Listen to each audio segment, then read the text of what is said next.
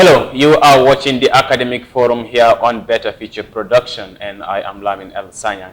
In order to ensure progressive national development, it requires the presence of technically skilled professionals such as plumbers, engineers, electricians, architects, etc. And that is why the Gambia Technical Training Institute, GTTI, is very important. To discuss more on this today, I am joined by the Social Welfare Minister of GTTI SU and a university student who will introduce themselves to you. Welcome to the Academic Forum, Master. Thank you, Almami. I am Samuel Baba, the Social Welfare Minister of the Gambia Technical Training Institute. I am so pleased to be here today. Welcome, Madam. Thank you, Alamin, for having me. I am a student of the University of the Gambia from the School of Journalism. I am so pleased and honored to be here today. Very well. It is very important to have technical education in this country. And there are some people who believe that, technical education is a thing that is of those who do not make it in academics. Ma'am, why is it so important to have technical education in this country? I think this idea that a person having technical skills is a result of you not being progressive in an academic area should be debunked. Because it is very important to the development of a country, not only in the infrastructural aspect, but in the economical aspect as well. Because if you look at high-income countries, the way they maintain their status is by producing good quality of goods and a great quality of goods and services. And the way they do this is by having a skilled workforce and an educational training system where they train these individuals to prepare them for the labor market.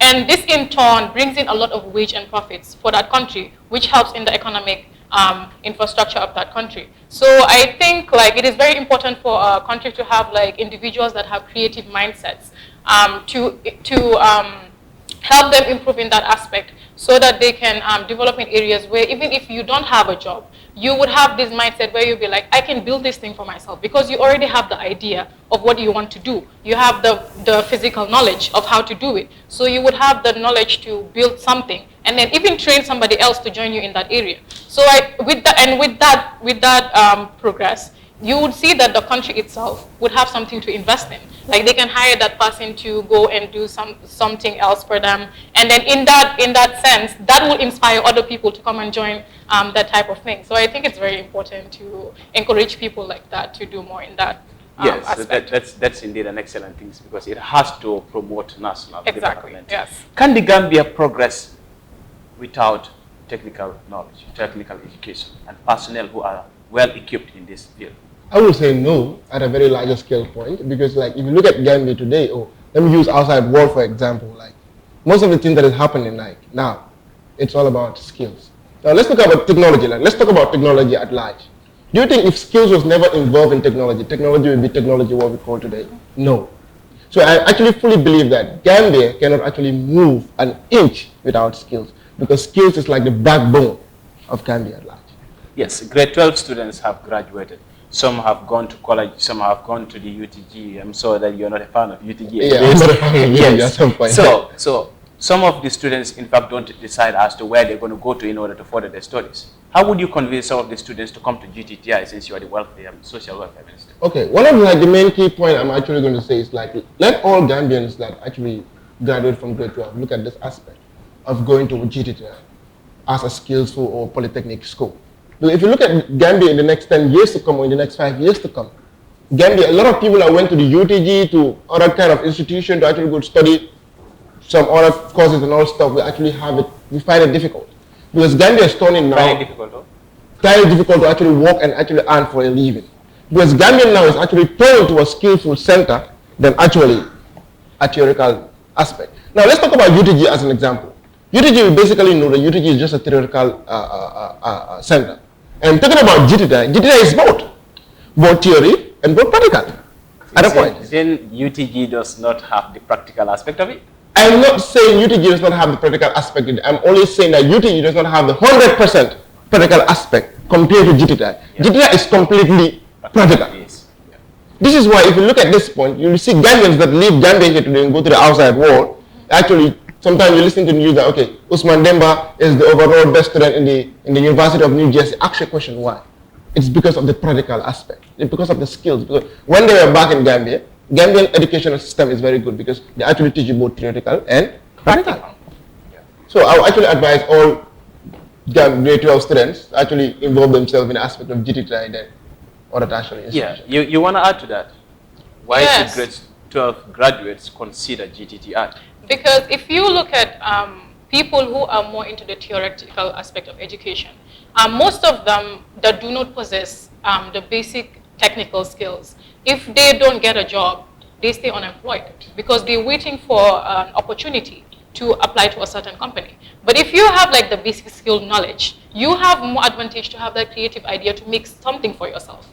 You see the difference between it. So I think it's what he said is very important, because if you have the theoretical aspect of the knowledge and the practical aspect of the knowledge, you can be self-employed. You can be more than working in an office. So yes, I completely agree with him. Yeah, there are some people who would also want to not work, for example, in this field. So some would want to work in an office. Everybody, in fact, you ask them, for example, when you are in senior school and a teacher asks the students, what do you want to become?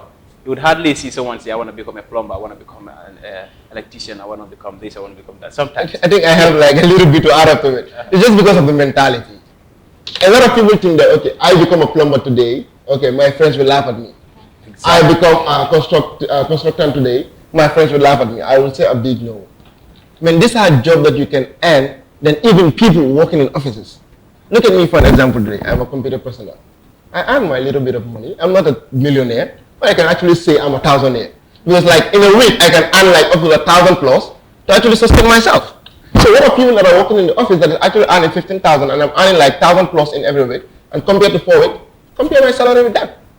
I'm gonna add on to that, because if you look at things like that, parents also play a part in that, as well as educational systems and the leaders of our country as well.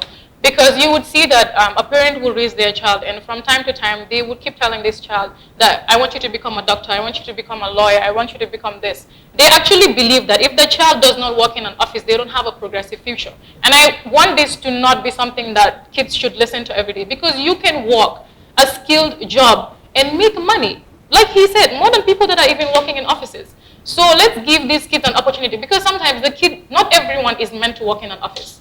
Ask your child, what do you want to gear towards? What is it that you want to do? Because sometimes kids will tell you, Mom, I want to do this. I want to become a construction worker. I want to become an engineer. I want to become a mechanic. Don't discourage that child. Yeah.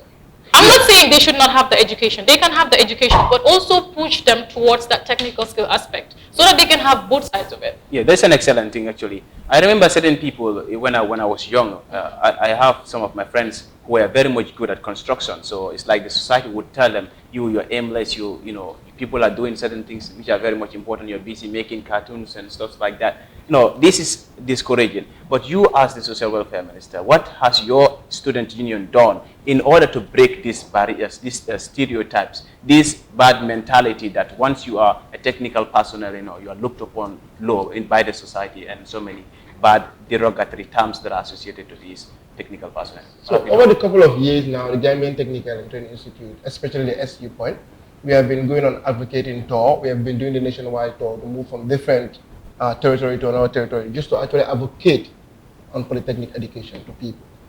And like we have been able to win a lot of souls.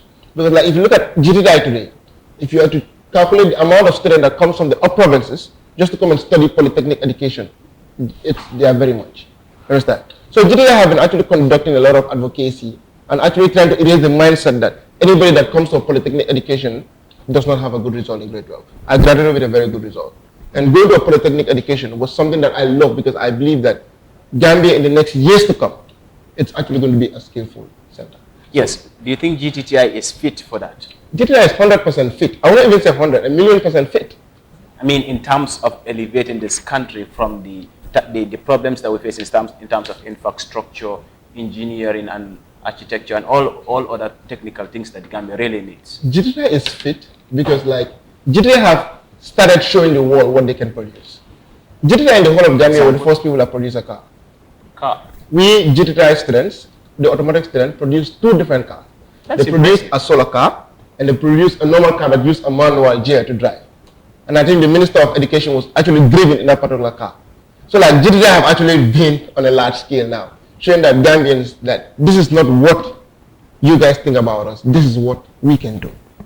That's very impressive. Can I add on to that? Yeah. And it's also the reason why I believe that the government or the leaders of our country should be more involved in aspects like this, because they can invest in something more than GTI. Yeah. We will talk about what the government should do in order to ensure this vocational learning. Yes, but in the meantime, I would like to ask you again, when university students graduate, when MDI students graduate and college students graduate, sometimes the job opportunity is very limited for these people. So in such a situation, where does a GTTI graduate stand? Okay, a college student graduate, a university student graduate, MDI student graduate, and a GTTI student graduate at that same point. GTTI student has the high chance of employment than even those that are actually graduated from the university. Why? Because they already have the skills. Now, GTTI students, like GTTI now, like for what I've actually observed, GTI student does not go and look for work. Work comes and look for them. Because we noticed that over the couple of years now, at the end of their graduation, you can have places like Gigo Construction coming in saying, okay, I want to hire an amount of 50 students from the construction department. You understand? That is a plus to GTI. The students are no more going to look for work. They are looking for work. So like GTI student has the high chance of employment than those of the rest of the institutions. Yeah, I believe the grade 12 students are watching, and they should take note that GTI students, as he said, have a higher chance of getting themselves employed. And that is a thing to be considered, you know. Definitely. Yeah, so we understand that these stereotypes also come from the society, that vocational education is kind of looked down low upon, and so many bad things that is associated. In your opinion, how can we break these stereotypes and make people in the society aware that technical education is very much important, not only to the national development, but to the individuals who are practicing it themselves? Like I said, it all boils down to the home and people that lead us. So it's funny if you say that, because if you look at vocational skills, they are basically the lifeblood of the country. The chair we're sitting in right now, they made it. The studio you're in right now, they built it. The camera you're using, all of that. So you cannot look down upon people like that. So this idea that if you do not progress in school, you cannot make it, needs to stop. And it starts with the parents, teachers in school, leaders of the country. It needs to start there, because something that is not being said cannot be known. So people need to reach out to these vocational skills students and talk to them, let their stories be known, let them say their experiences and how well they can use their skills, so that people who are at home being oppressed about what they want to do regarding these skills can just jump out of their shells and go ahead and pursue what they want to do, because it's a very important skill. We cannot move in this country without vocational skills. It's the truth. Let's say it. Indeed. It's a fact. Indeed. Indeed. Education is the most powerful weapon which one can use to change the world, like said by Nelson Mandela. And oftentimes when people speak about education, when government also speaks about education, they tend to malign or neglect the technical aspect of it. Would you say like the government is not doing enough in trying to promote the value of technical education? Yeah. I think that's a very good question. Like, I would actually say the government is not doing anything. Like, I have to be sincere. Because I remember when I came into tenor, we have always wanted to see the president. Because we know that a lot of our students in GTI are actually suffering from transportation problem. A lot of them comes to GTI without even funds to actually pay for the GTI tuition fee. And we have actually been seeking for school bus to actually help the transportation of students from the actually various places to the school campus. But I can tell you, till today's date, the government have never said anything about it. So now, what makes me pissed off sometimes, I will actually say it today, is like the government is neglecting the polytechnic aspect. Not only GTI, all polytechnic education in Gambia here has been neglected. So look at UTG as an example. I will always use UTG as an example. UTG is given 3 buses, 5 buses, and GTI is given 0. And I believe that if you compare the 2 tertiary institutions, GTI is like, despite the fact that say UTG is the University of the Gambia, but GTI, it's like, yeah, it's above. Yeah, it's above in terms of national development, you mean? It's above in terms of national development. Yeah, in terms of providing the personnel who will help in providing the needs that we need in order progress as a nation. And Gambia needs to be serious about investing in vocational skills, like he said, because it will also promote a steady cash flow within the country. Yeah. Because if you look at it, we go outside and we get these people to come and construct our buildings or fix our cars and stuff like that. When you have actually talented people in your country that you can help that was to where I work was on these even coming skills. to. Yes, to work on these skills so they can, when these people actually come out of these, like the GUTTI institution, and they start working, and you see that these people are doing well, they are doing wonders like people outside, then you invest in them. And then the money comes from them, goes back to you, comes from you, goes back to them. Steady cash flow in the country. Yeah, that's an excellent thing. I was even coming to what the president said he said after a month during the press conference he held at State House after he was announced victorious in the election. He said that infrastructural development is his plan now, his priority to develop this country in terms of infrastructure.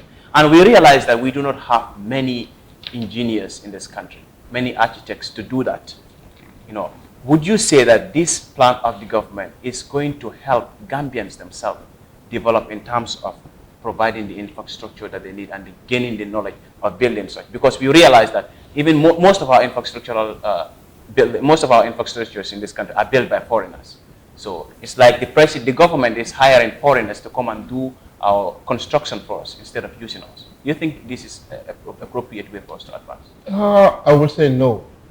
I always use GTI as an example because I've been in GTI and I've seen a lot of things in GTI. GTI students are not only capable, they are 100% capable. Because a lot of things that are actually being... Now, I will use the Iceman Junction for an example. I remember the time that they were building the Iceman Road, they actually brought in foreigners, and there was Senegalese that built the Iceman Road. And we have GTI students that can do more than what those Senegalese did on that particular road. You understand? So if you're talking about infrastructure, I believe that GTI students are best. Because if you come to architect, GTI students, we have A1 architectural students. Come to like construction, we have A1s in terms of construction. Come to the technical know-how, we have A1s. So what is the big deal of like we getting foreigners to actually come at the end of the day? Our money is not staying in the country, our economic is going. Exactly. Because they're actually going to take our money and go with it. I don't even understand the point. Yeah. So that is it. Okay. So why can't government, I think it's supposed to be a thing that needs to be emphasized here. Instead of the government hiring foreigners to come and build the things that we need for us, isn't it better, isn't it a more appropriate method for the government to, enable the GTTI to do well in terms of supporting them with all that they need, enhancing their capacity particularly, so that they will be able to produce even more than what other people are, able to deliver to us, so that we do not have to depend on foreigners to build our infrastructure. It's more like investing. It's exactly. Like invest in the people of your country. Because when you invest in them, they're not going outside to give it to other people, they're giving it to you. So at the end of the day, it's benefiting you. You think that's happening? Is that happening? It's not happening. Like I said, they are going outside to employ people that are not even from the country to come and work on their infrastructural buildings. While you have students here that you can invest in. They work on that investment, and then at the end of the day, they give back to you, to the country. And that would be a boom in terms of national development. Of course, national development and economic development. I would just like to add a little bit of what she said. Like, if you look at GTI, for example, a lot of people always think that GTI campus was built by people. But like, I actually tell people that GTI campus was built by the student himself. Now, let's look at the Kwame Nkrumah University that is actually in GTI right now. Kwame Nkrumah has a very big, beautiful university that was built by GTI students. So like, if GTI students is given that opportunity to build other universities, other infrastructures like that Kwame Nkrumah building, I believe Gambia we're going to be way far from here. Gambia is going to be another team of its own in the next years to come. So that's like a challenge to the government. It's like a big, more in the GTI students and technical education in this country so that we will be able to develop on our own. It's not only a challenge, it's a big challenge, a big one for them. Politics is sweet. You say what you want to say. But this time I'm going to challenge the government. That's a great thing. And I hope the government will take heed. The president, I guess he will be watching, and I hope he should also take heed. Because since his aim is enhancing this country's infrastructure, so therefore he has to invest in the people of this country so that they will take responsibility of doing that. Yes. So let's go down to GTTI, the campus of GTTI, the infrastructure in GTTI, the tools that you have in place. What are some of the challenges that you face? Okay, some of the challenges that I would say students face in GTI, it's always lack of equipment. Like GTI has the technical know-how, but they lack equipment at some point. There's some certain equipment that GTI needs to actually do some certain things that they don't have. And these are equipment that are very, very expensive. Now, I'll actually talk about the the bulletproof building. GTI started a new project called, it's a bulletproof building. GTI can build a compound, a full compound for you. And when a bullet is shot inside a particular compound, the gun will not pass. It's a brick, yes. And GTI have started it, but they don't have funds to make it a bigger one. So I believe like if GTI has equipment and materials, like GTI will go far. I remember when Dr. Cisse came during the political campaign, he came to GTI, he met me, and he met some of my executives. And when he went around, he said it. He started making. What did he say? He was like, GTI need more of equipment. So like when he become president or all stuff, you get us equipment. So like I always know that they're politics. So it's a sweet matter. You believe Dr. Cisse will get it when he comes to power? I'm yet to see. You're yet to see. but I will put my faith in him. At some point. That he will do it. That he will do it. Yes. Since Dr. Cisse is not the president, I believe the president should take it, and therefore he should make that happen. Definitely. Yes. Aside the equipment, what other challenges do you face? Yeah, we have lecturers challenges. We have school tuition fee challenges, because we look at a lot of students, like after school, have to go and do some small jobs to pay their school fees. So at some point, during the period of exams, they don't have the money to pay their school fees. They don't have anybody helping them to pay their school fees. So it becomes a big challenge. So they have to run to the SU. So the SU will actually have to sign a memorandum of understanding between them and the management, saying that, okay, if they cannot pay in this period of time, deduct the money from the SU funds. You understand? So I think the biggest challenge is right now in GTTI, it's equipment, lecturers, and funds for students to go to school. So has the SU done anything in order to address that? The SU have done a lot of things, like to actually seek for funds, organize different kind of like programs, just to actually raise funds to pay some school fees for students. But like, it's like the more we try to pay school fees for more students, the more billions of students come with their own problem. And SU cannot take hold. SU is just there to govern the students and be a mediator between them and the management, but SU cannot pay the whole campus school fees. It's not possible. We can only try our level best. So in terms of lecturers too, we have a lot of students that come and complain, okay, lecturer does not come to class, or lecturer does not teach them what they have to teach. I have received a lot of message from students. So like in lecturers too is also a big challenge in GTI. Yeah, I think that cuts across all the tertiary institutions in this country, ranging from college, university, and GTI as well. Yes, he talked about the challenges that they have in GTI in terms of equipment, tuition fee, transportation, as well as the student-lecturer relationship. So these things being in place in GTI, and you know it would deter their progress, and it would deter their learning. How would GTI progress or produce the products that we need for our national development if these things are not sorted? Would that be? They will not be able to. And what would the country face? That's at one point the country will not develop as much as it's supposed to. Just look at the country currently. It's not developing as much as we want it to. That is because we're not investing in our people. We do not believe in our people. We're not helping our people. That is where the whole issue of this investment comes in. The government needs to invest in these vocational trainers and help them develop their skills. It is for the betterment of the country. It will change so much. Yes, the government having to invest is a thing that cannot be overemphasized. Do you have any other message for the government? Just that they should have more faith in their citizens, because I feel like it's not being emphasized how much the government doesn't do for their people. Because this idea of going outside and getting people to come and work for your country is something that is not even supposed to be going on at the moment. It's not something that should be supported or encouraged.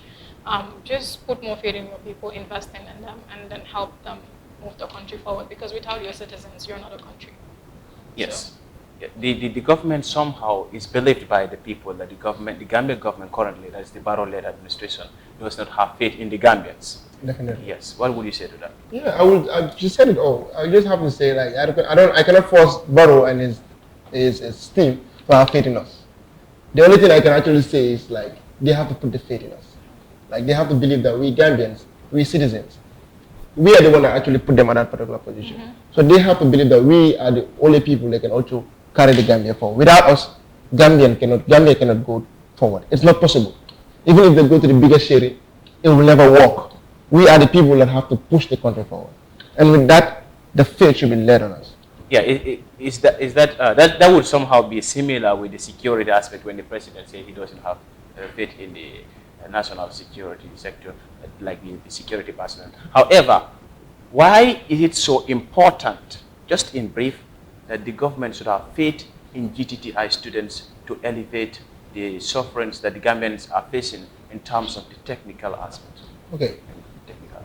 I will say this. It's very, very important for Gambians or the government to have faith in GTTI. Because like, no matter what happens, there's a proverb that my mom always tells me that if a dog leaves a house, no matter how it run, it will still come back to that same compound to come and look for food. So no matter the way Gambian goes, no matter the way they go bring different people to that, they're still going to come back to the Gambian people one day or another. So if the Gambian people are actually now believing that the Gambian government is not believing that they cannot do it, they are leaving the country. How many Gambians do we have outside the country that are doing well good? If we have them in the country here, what do you call Gambia in the next years to come? Yes. That should be answered by you. I'm going to leave that as a suspense. What do you call Gambia in the next years to come when we have all this people back? Yes. And that would boom our development. That's yes, obvious. Yes, of course. We are running out of time. So what is your message to the grade 12 students, the young people who don't want to consider technical education, those are people who also look low upon these people who are practicing this technical aspect of to the people that look low upon vocational trainers and people that are looking to study skills, I would ask them to be more considerate about, because sometimes the way you talk to a person and the way you look at them can stop them from pursuing their dreams. And you don't know what that dream is bringing for that person. And for the grade 12 students that are graduating and looking not to do vocational training, that's fine. If you want to venture into the theoretical aspect of education, that's okay as well. But I would advise you to have at least one basic skill set. In case you don't get a job, you would still have a way to earn money, because you can build things for yourself when you have that basic skill set. So I would advise them to at least work on one skill set. So it's like having a backup career. Thank you, a backup career, yes. Plan A and a plan B. Yeah, your words to these people. Yeah, my word to grade 12 student is like, always think twice. Like, polytechnic education is one of the best education so far. As mom said, it's fine to go and be a lawyer, it's fine to be a doctor, but always have a backup plan. A plan B plan for yourself. Like, I am a media personnel, but I have a plan B plan of my life. That is being a computer science student. Yeah. So like, always have the A and the B. If the A does not work, the B will surely work. Always have the A and the B. If the A does not work, The B will work. A failure. And I'm going to leave you with this last one. Like a failure. Fail big. If you don't fail big, you can never be who you really want to be. You got to fail. You got to fall down 1, 2, 3, a million times. But the time you're going to stand still, man, I tell you, you're going to call my number. Those are very inspiring words, though. Yes, and this is where we're going to draw the curtains for today. Keep on watching Better Future Production. Do not forget to like our Facebook page and subscribe to our YouTube channel. Till I come your way next time, I am Lamin El Sanyang, and this is the Academic Forum. Bye for me.